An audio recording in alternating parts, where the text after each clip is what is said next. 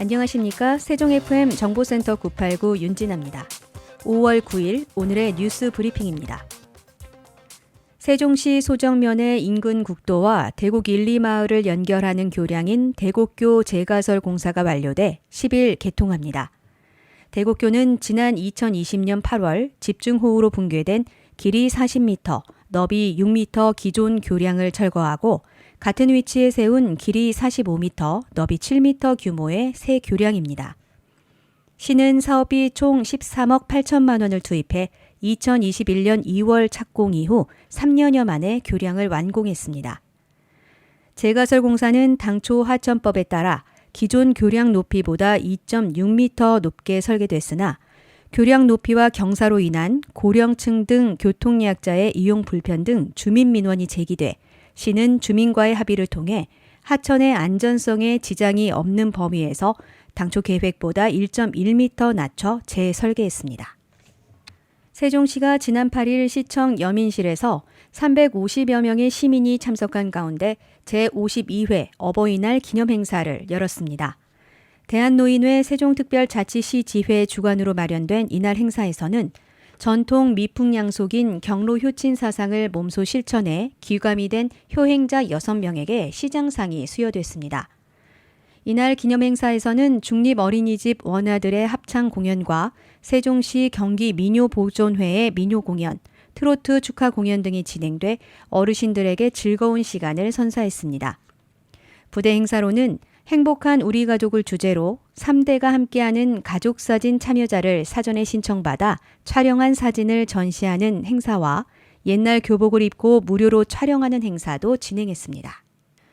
세종시는 행정중심 복합도시 내 도심 하천인 방축천과 삼성천의 음악분수를 오는 15일부터 재가동한다고 밝혔습니다.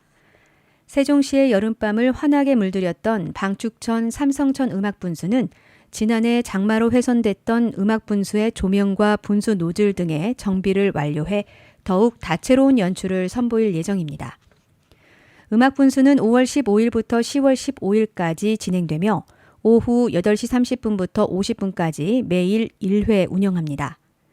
기상 악화에 따른 운영 여부는 매일 오후 4시 30분 세종엔 앱과 음악분수 전광판을 통해 확인할 수 있습니다.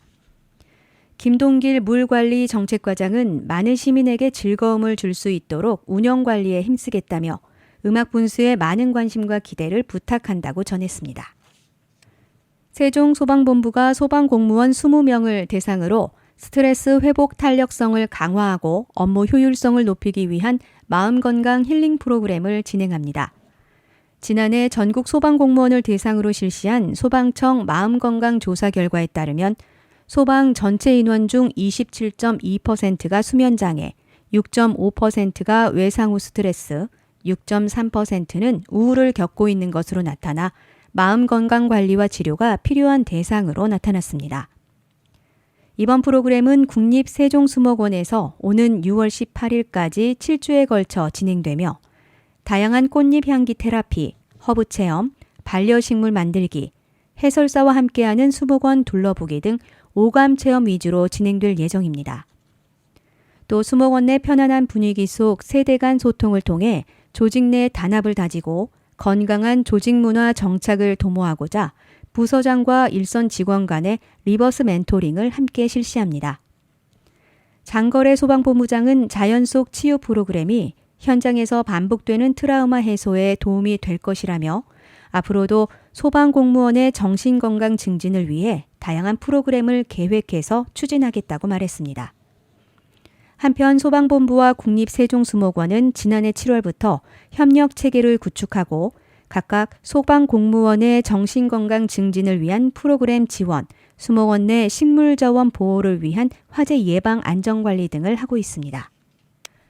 지난 7일 조치원읍 복합 커뮤니티 센터에서 자율방재단 세종시 연합회 회원 170명을 대상으로 재난 대응 역량 강화 교육을 진행했습니다. 이날 교육은 산사태 대피 훈련, 재난 행동 요령, 무더위 쉼터 관리 등 여름철 자연 재난 상황에서 실질적으로 대처할 수 있는 현장 대응 훈련을 중심으로 진행됐습니다. 또 자율방재단의 임무 역할과 조직력 강화에 대한 이론 교육도 이루어졌습니다. 552명의 단원으로 구성된 세종시 자율방재단은 재해 위험 지역 예찰 활동, 응급복구 활동 등 연 5,500여 회에 걸쳐 지역 재난 대응 활동을 하는 등 지역사회에 봉사하는 중추적인 봉사단체입니다. 양길수 세종시 자율방재단 연합회장은 이번 교육은 일상생활에서 발생할 수 있는 재난 상황에 바로 적용할 수 있는 대응 역량을 기르는 좋은 기회였다며 앞으로도 재해 예방과 복구 활동에 총력을 다해 인명피해 최소화 등 시민 안전에 기여할 수 있도록 노력하겠다고 말했습니다. 최민호 세종시장이 제52회 어버이날을 하루 앞둔 지난 7일 노인 요양시설인 전이 요셉의 집과 관내 독거노인 가정을 방문해 인사드리고 안부를 살폈습니다. 이번 방문은 치매, 중풍 등 노인성 질환과 심신장애로 도움이 필요한 89명의 시설 입소 어르신들을 위로하고 또 홀로 사시는 독거노인의 안부와 건강을 살피기 위해서 추진됐습니다. 이날 최민호 시장은 전이 요셉의 집에서 오랜 기간 코로나19 등 감염병 예방과 어르신 돌봄을 위해 노고가 많은 종사자들을 격려하고 또 가족과 떨어져 지내는 어르신을 위로했습니다. 이 자리에서 최민호 시장은 고령 기저질환을 앓고 계신 어르신들은 감염에 취약한 만큼 어르신을 돌보는 일에 소홀함이 없도록 더욱 힘써줄 것을 시설 종사자들에게 당부했습니다. 이후 관할기관인 전이면 행정복지센터에 방문해 홀로 살고 계신 독거노인 윤경애 씨에게 도움이 될 만한 후원품 연계 등 복지 서비스를 최대한 제공해 줄 것을 당부했습니다. 최민호 시장은 어르신들이 건강하고 행복한 삶을 살 수 있도록 고령 친화도시 세종을 위해 더 노력하겠다며 부모님을 생각하는 마음으로 어르신들의 말씀에 귀 기울이고 어르신들의 복지 증진과 행복한 노후를 위해 최선을 다하겠다고 말했습니다. 세종시 교육청은 2025년 개교 예정인 4개 신설학교의 교명 제정을 위한 공모를 실시합니다.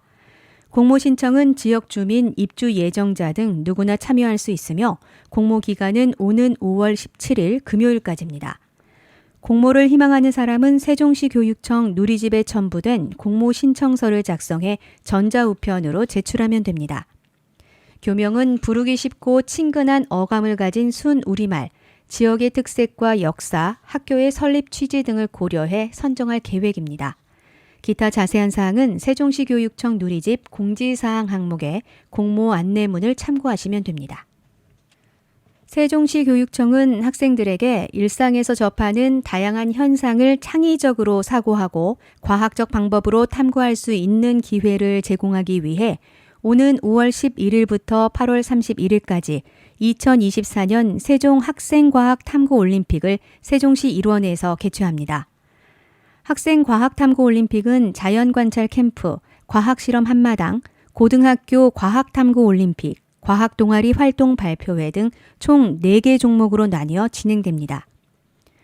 자연관찰 캠프는 오는 5월 25일에 초등학교 5, 6학년 학생을 대상으로 진행되며 학생들은 식물, 동물, 암석 등 제시된 내용을 관찰 및 탐구하고 보고서를 작성한 후 제출하면 됩니다.